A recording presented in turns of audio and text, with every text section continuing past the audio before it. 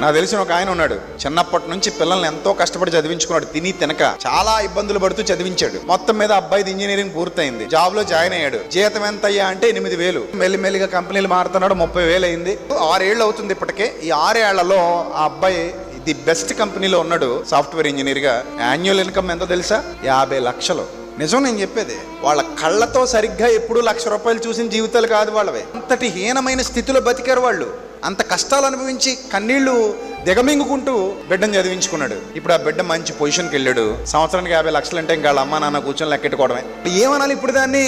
ఒక రకమైన అనుగ్రహైశ్వర్యం అనాలి అంతే. అప్పటి వరకు పెళ్లికి పిలవనేనోళ్ళు ఇంటికి వచ్చి మరీ బొట్టు పెట్టి అక్క మీరు దగ్గరుండి జరిపించాలని అంటారు. ఎందుకు అన్ని దగ్గరుండి ఎందుకు జరిపించాలి? 50 లక్షలు వస్తున్నాయి కాబట్టి సంవత్సరానికి. అప్పటి వరకు పిల్లలేమని అన్నోళ్ళు అసలు మేము చిన్నప్పుడే అనుకున్నాం వీడికి ఇద్దామని అంటారు. డబ్బులు ఏమనుకోండి దగ్గర కూడా రారు.